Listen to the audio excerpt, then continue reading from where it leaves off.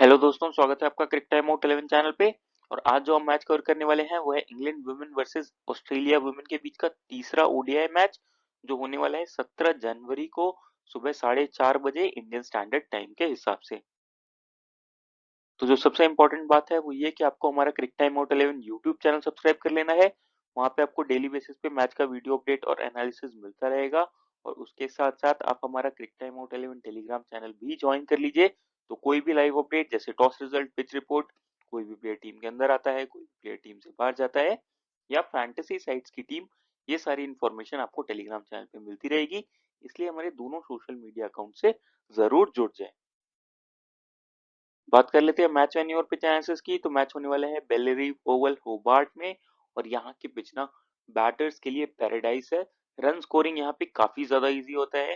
Pacers को initial overs में नई बॉल से मूवमेंट मिलता है, कैरी और बाउंस अच्छा होता है।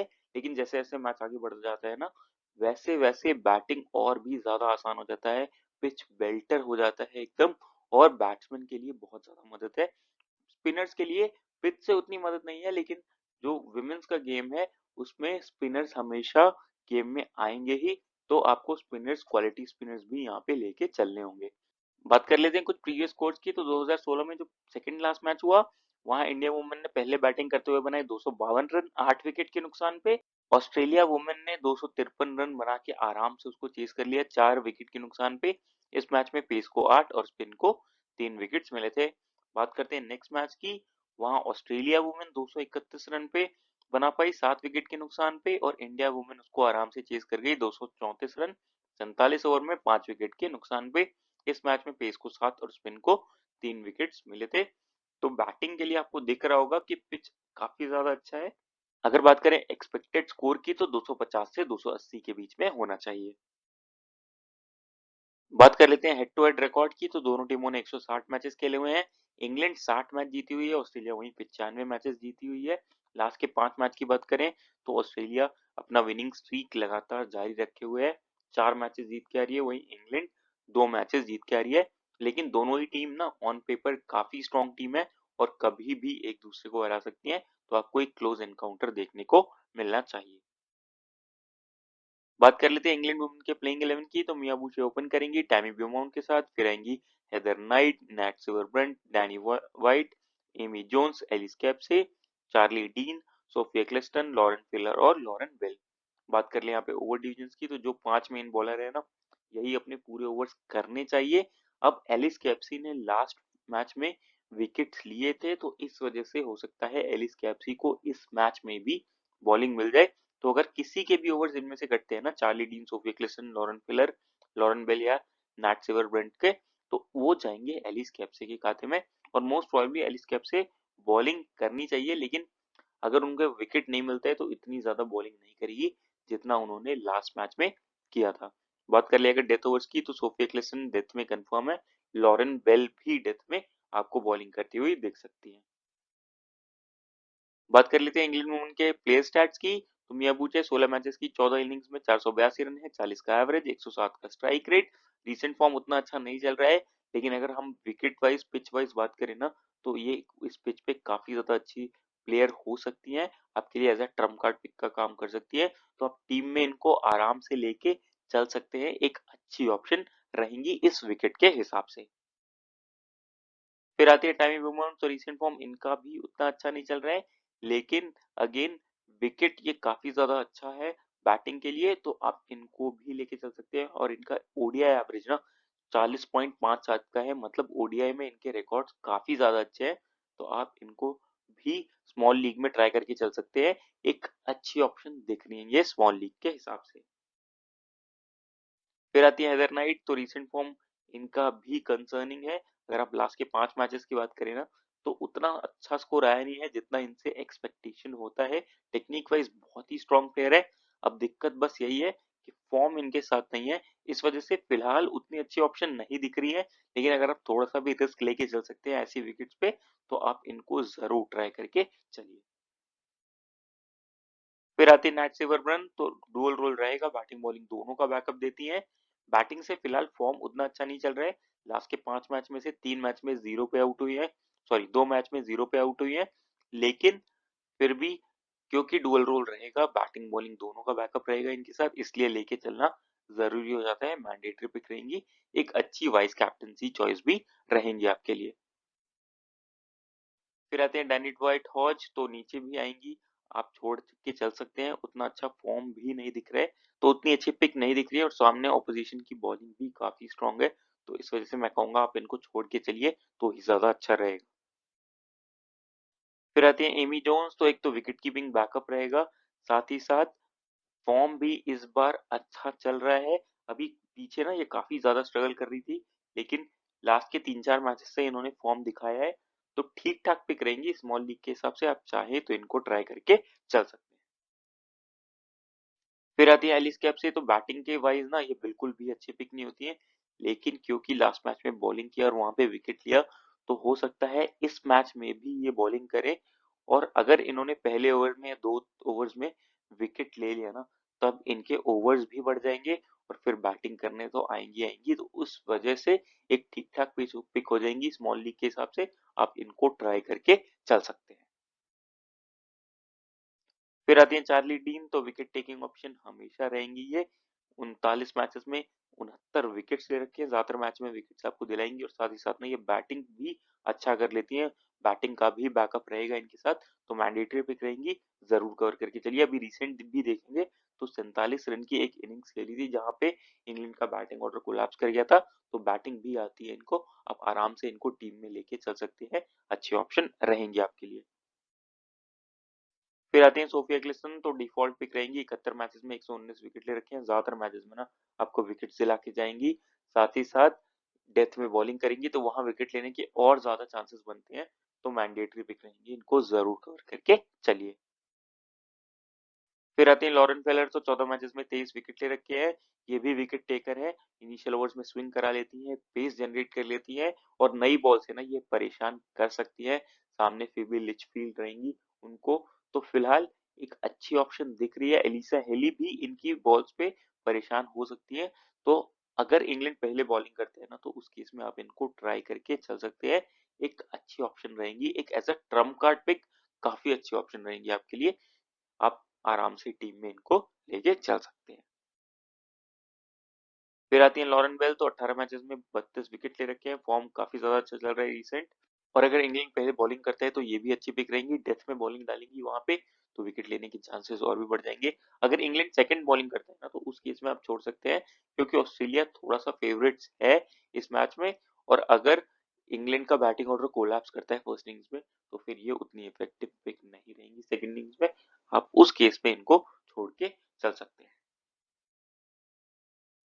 फिर बात कर लेते हैं ऑस्ट्रेलिया वुमेन टीम के प्लेइंग स्क्वाड की, तो फिबी लिचफील्ड ओपन करेंगी एलिसा हीली के साथ, फिर आएंगी Ellyse Perry, Beth Mooney, Annabel Sutherland, Ash Gardner, Tahlia McGrath, Alana King, Kim Garth, Megan Schutt और डार्सी ब्राउन।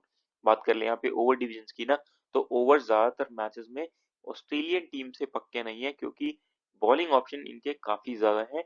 अगर हम कंफर्म ओवर की बात करें तो एश गार्डनर ही है जो अपने 10 ओवर पूरे करती है, कभी कभी तो मेगन शूट के भी ओवर्स कट जाते हैं, तो आपको इस बात का ध्यान रखना है। तो Elena king, Kim Garth, Megan shoot कर मिलके आपको 30 ओवर्स करते हुए दिखेंगे, या 25 से 30 ओवर्स करते हुए दिखेंगे। फिर एश गार्डनर अपने पूरे ओवर्स करेंगी, ये हो गए 35 ओवर। उसके बाद फिर जो बचे हुए 15 ओवर है, वो Annabel Sutherland, Darcie Brown, Tahlia McGrath, इन लोगों में डिवाइड होंगे। बात करिएगा डेथ ओवर्स की, तो एश गार्डनर और मेगन शूट डेथ मिलके करने चाहिए। बात कर लेते हैं ऑस्ट्रेलियन टीम के प्लेयर स्टैट्स की, तो फेबी लिचफील्ड फॉर्म रिसेंट काफी ज्यादा अच्छा चल रहा है, बीबीएल काफी ज्यादा अच्छा गया, उसके बाद अब यहाँ पे भी आके ये परफॉर्म करके जाएंगे, और बैटिंग विकेट है ना, तो आप इनको छोड़ के नहीं चल सकते, मैंडेटरी पिक रहेंगी, जरूर कवर करके चलिए।